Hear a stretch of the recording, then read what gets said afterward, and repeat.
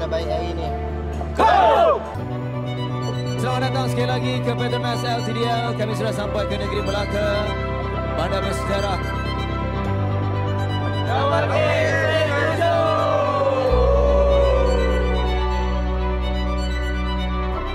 Selamat dari stage Melaka ke Ikan Puteri dan selamat bersama JSP. Kita dah masuk ke peringkat ketujuh hari ini. Kita akan bermula daripada Melaka menuju ke Medini.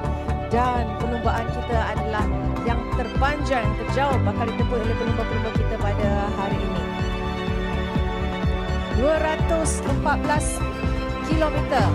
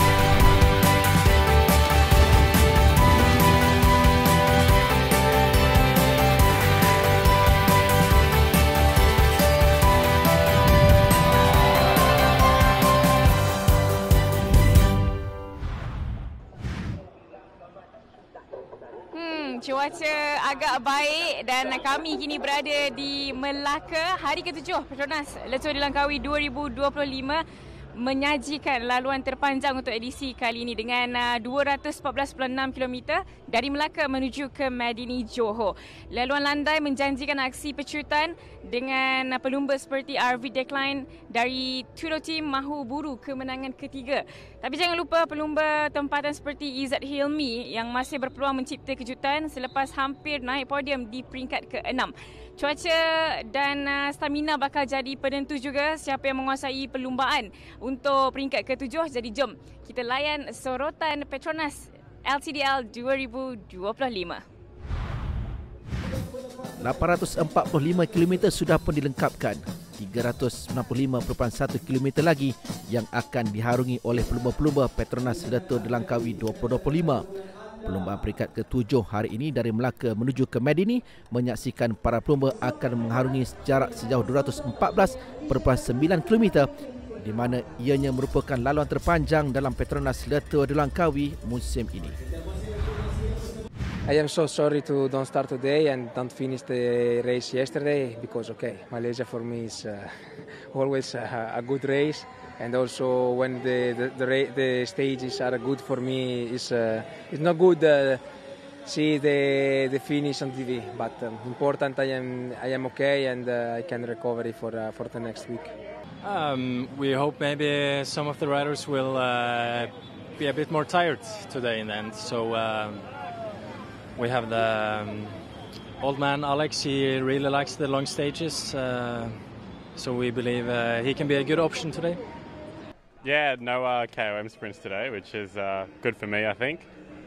So yeah, basically it all comes down to the last stage tomorrow. So I'll just try and save as much energy as possible. I'll have a crack in the sprint finish, but yeah, really just try and save some energy to make sure I can get some points in the climb to really secure the jersey tomorrow.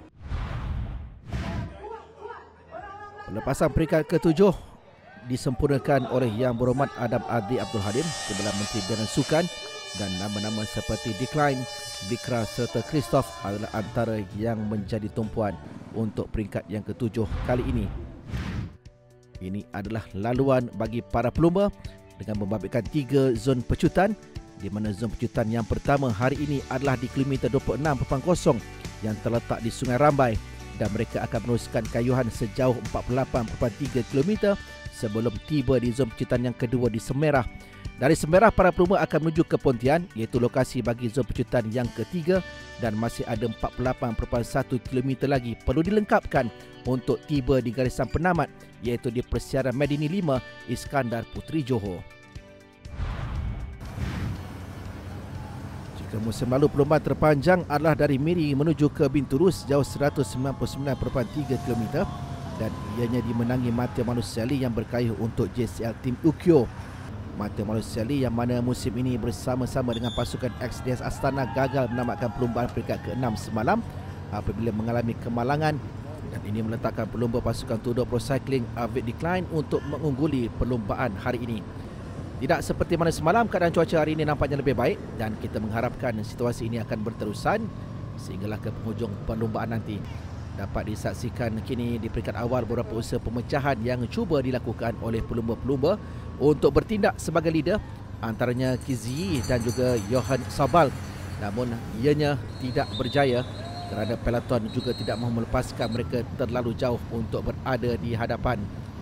Dan kini giliran dua pelumba Malaysia dari dua pasukan berbeza, Muhammad Zawawi Azman dari pasukan Malaysia Pro Cycling dan Muhammad Ikmal Razarawi dari Malaysia National Team yang melakukan breakaway untuk cuba bertindak sebagai leader dengan kelajuan sekitar 44 km sejam.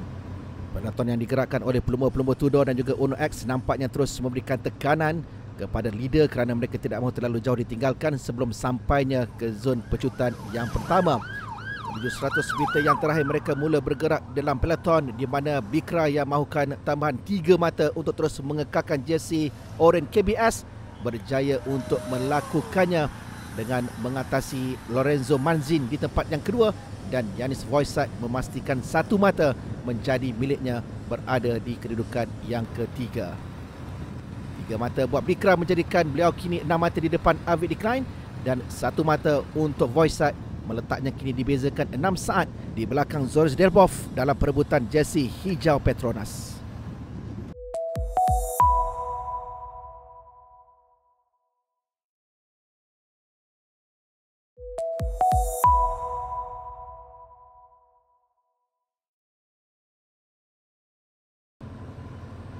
Sebaik menepasi zon pecutan yang pertama, pelumba-pelumba kembali melakukan rasakan dalam mencari kelebihan untuk bertindak sebagai leader. Antara yang terlibat untuk melakukan pemecahan di sini adalah Nur Ahmad Rosli, Joseph Javine dan juga Yusri Syari. Ahmad Rosli yang tidak mengutip sebarang mata di zon pecutan semalam nampaknya mula melakukan rasakan seperti mana yang dilakukannya dalam perlumbaan-perlumbaan peringkat sebelum ini. Aiman kini memungut 18 mata dalam perebutan jersey Oren KBS selepas 6 peringkat perlumbaan dengan memenangi 5 zon pecutan setakat ini. Ahmad Rosli dan juga Joseph Javinia serta Yusri Syari disertai 4 lagi pelumba untuk bertindak sebagai leader. Turut kelihatan di situ adalah Matthew Dinham, Mo Chinggin, Yohan Sobal dan Ademisa, dan tentunya kesemua pelumba ini akan bekerjasama antara satu sama lain menuju ke zon pecutan yang kedua nanti di Semerah. Jika berdasarkan kepada kedudukan semasa, Matthew Dinham boleh mencabar jersey hijau Petronas jika beliau berjaya bertahan sehinggalah ke garisan penamat. Dan tentunya pelumba tim piknik pos NL ini juga akan mencari peluang untuk mengutip mata di zon pecutan yang kedua bagi mendapatkan mata bonus. Aiman melakukan gerakan terlebih dahulu untuk meninggalkan pelumba-pelumba lain bagi mendapatkan 3 mata di zon pecutan yang kedua. Diikuti Joseph Javinia untuk 2 mata dan pelumba Malaysia Yusri Syari di kedudukan yang ketiga bagi mengutip 1 mata. 3 mata dikutip Aiman Rosli meletakkannya untuk mengumpul 21 mata dan hanya dipisahkan 3 mata di belakang Alexander Christoph serta Aliko Zaroncello. 7 pelumba masih bertahan untuk mendahului perlumbaan ini di mana masih lagi ada 1 zon pecutan yang akan dilalui mereka, dengan lokasi pecutan ketiga adalah di Pontian. Tidak banyak perubahan yang berlaku dengan peloton masih digerakkan oleh Ronan Talman dari pasukan Tudor Pro Cycling, diikuti 2 pelumba pasukan KSP Profesional Kim Jin Woong dan juga Shin Byung Hun. Pelumba-pelumba kini menepasi ibu pejabat polis daerah Batu Pahat dan akan menuju ke persimpangan Jalan Tuang, Jalan Bakau Condong untuk mereka menuju ke zon pecutan yang ketiga nanti. Kerjasama yang ditampilkan oleh ketujuh-tujuh pelumba di bahagian hadapan membolehkan mereka memiliki kelebihan 2 saat di hadapan ketika perjalanan ini akan menuju ke 113 km yang terakhir. Pergerakan di dalam peloton yang dapat kita saksikan ini dalam usaha mereka untuk mengejar, namun ada kemalangan yang berlaku yang membabitkan dua pelumba dari Uno X Mobility dengan pemegang jersey oranye KBS Lebikra serta rakan sepasukannya Alexander Christoph yang terlibat dalam kemalangan ini. Dua kali berturut-turut Bikra terlibat dalam kemalangan ini setelah semalam beliau terbabit dengan insiden membabitkan Matteo Maluselli, dan Alexander Christoph pula dilihat mengalami kecederaan yang lebih serius berbanding dengan Bikra yang sudah pun memulakan kayuhan untuk menyertai semula perlumbaan. Tetapi Christoph dilihat perlu mendapatkan rawatan dari pegawai-pegawai perubatan. Ini bukanlah pengakhiran yang diimpikan Christoph pada ketika beliau memburu kemenangan yang ke-100 dalam karirnya. Menghampiri zon pecutan yang ketiga di Pontian, masih lagi 7 pelumba berada di hadapan. Apakah sekali lagi Aiman Rosli dapat mengutip 3 mata seperti mana yang dilakukannya di zon pecutan yang kedua dengan Bikra yang meneruskan kayuhannya biarpun dia mengalami kecederaan di bahagian siku kanannya itu, tetapi tidak menghalang beliau untuk memastikan dia mampu mengakhiri persaingan peringkat yang ke-7 hari ini. Kembali memberikan perhatian kepada pergerakan peloton yang masih lagi ditinggalkan oleh 7 pelumba di bahagian hadapan dengan Nur Aman Rosli tentunya mengintai peluang 3 lagi mata seperti mana yang dilakukannya di zon pecutan yang kedua untuk dia terus merapatkan kedudukan dengan 2 pelumba yang berada di atasnya dalam perebutan jersey oranye KBS. Pelumba Tudor yang terus menggerakkan peloton menuju 81.3 km yang terakhir. 7 pelumba yang bertahan di bahagian hadapan bertindak sebagai leader yang diketuai oleh Nur Aman Rosli dari pasukan Terengganu Cycling Team. Sementara pelumba Tudor iaitu Roland Talman bersama-sama dengan 2 lagi pelumba KSPO yang masih lagi bertindak untuk menggerakkan pergerakan peloton dalam usaha mereka mengejar ke-7 pelumba yang berada di hadapan. Hari ini tiada perebutan jersey polkadot selepas menyaksikan tiadanya zon pendakian, dan itu akan kekal untuk menjadi milik Patrick Addy yang dipertahankannya sejak dari pendakian yang berlaku di Banjaran Ketiwangsa. Lebihan 1 minit 50 saat untuk ke-7 pelumba yang bertindak sebagai leader di hadapan. Mereka menghampiri zon pecutan yang ketiga yang mana menyaksikan Aiman yang berada di bahagian belakang itu untuk mengintai peluang melakukan pecutan. Dia sudah pun bertindak kali ini untuk Aiman bergerak ke depan dan ikuti oleh pelumba-pelumba yang lain, dengan Aiman nampaknya seperti memberikan laluan kepada pelumba tim piknik pos NL Matthew Dinham untuk mendapatkan 3 mata di pecutan yang ketiga ini. Tinggal diekori oleh Ademesa dan juga Muhammad Yusri Syari dengan menyaksikan Yusri Syari dari Malaysia National Team di tempat yang kedua dan Ademesa dari NYC Nusantara di kedudukan ketiga.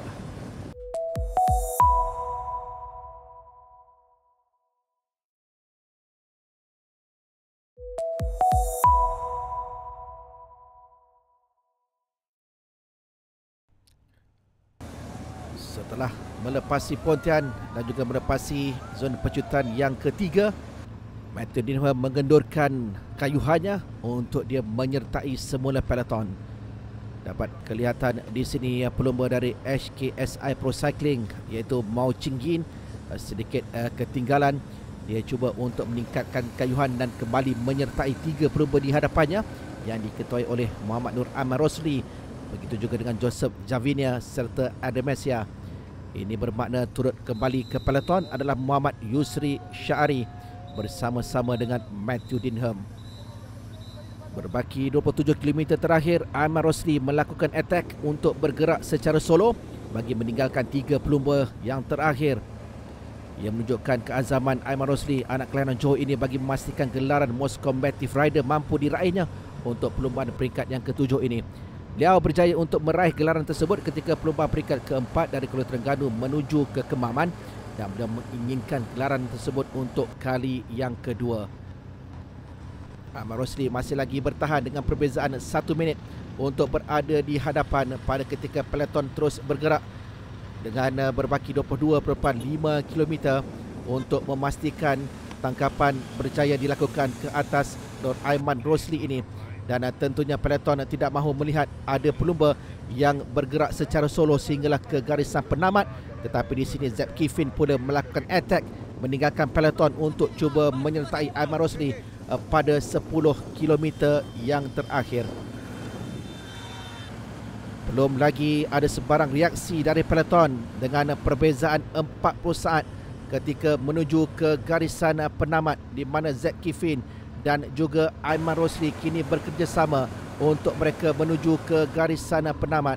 Kedua pelumba ini pastinya akan saling bantu-membantu bagi meningkatkan kelajuan, dan peloton nampaknya mula sedar sesuatu perlu dilakukan oleh mereka sebelum segala-galanya kini nampak semakin terlewat. Kurang dari 500 meter untuk mereka menuju ke garisan penamat. Aiman cuba merapati kedudukan Kifin yang semakin hampir. Mampukah untuk beliau mengatasi pelumba dari Great Britain ini? Tetapi Kifin terus bertenaga memecut pantas menuju ke garisan penamat, dan seperti Aiman melepaskan Kifin untuk memenangi perlumbaan peringkat yang ke-7 ini. Aiman Rosli di tempat yang kedua selepas dia mendahului sejak dari 30 km yang terakhir. Sementara itu persaingan di kedudukan yang ketiga juga menarik diperhatikan dengan Avid Decline yang dilihat sedang menurun pantas untuk meninggalkan pelumba-pelumba lain dan akan sampai di garisan penamat terlebih dahulu untuk memastikan tempat ketiga menjadi miliknya. Nur Aiman, anak kelahiran Johor, kini mencipta sensasi di bumi sendiri. Zeb Kifin dari Unibet Ditema Rockets di tempat pertama selepas dia berjaya mengejar kedudukan Nur Aiman Rosli, dan sejak dari itulah mereka bekerjasama untuk memastikan penamat 1 dan 2. Kita perhatikan sekali lagi gerakan yang dilakukan oleh Kifin untuk dia berada di hadapan Nur Aiman Rosli. Selepas Kifin berjaya menyertai Aiman 5 km yang terakhir, mereka berusaha untuk bertahan bagi meninggalkan peloton, dan usaha itu membuahkan hasil untuk masing-masing tiba terlebih dahulu, dan barulah pelumba-pelumba lain sampai di garis penamat. I looked between my legs with like 100 meters to go and I dropped him. I really thought he was going to put me away. He refused to pull and I just committed to riding the front. I'm going to fall over. I really don't know what to say. This is by far the biggest thing I've achieved in cycling, and I'm very motivated at the moment. I don't have a contract for next year, and I think I've just proved what I'm capable of. Yeah. Second in the stage, already a fantastic result. Yeah. So I try my best for today. So I just get second place. So I'm very happy. Thank you everyone support me, and this Johor my place to born. So I'm happy because every I go right, every say Aiman, I'm so happy, motivate to me. So I want to say thank you so much.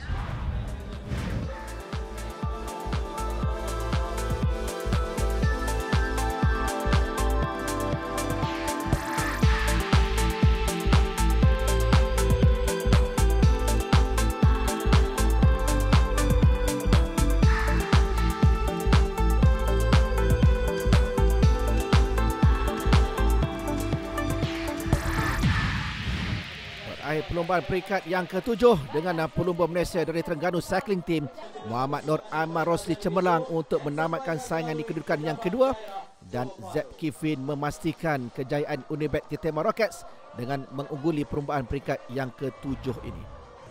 Seperti dijangka, Muhammad Nur Aiman Rosli dinobatkan selaku Most Combative Rider bagi perlumbaan hari ini selepas menamatkan saingan di kedudukan yang kedua, dan itu juga meletakkannya selaku pelumba terbaik Asia Tenggara.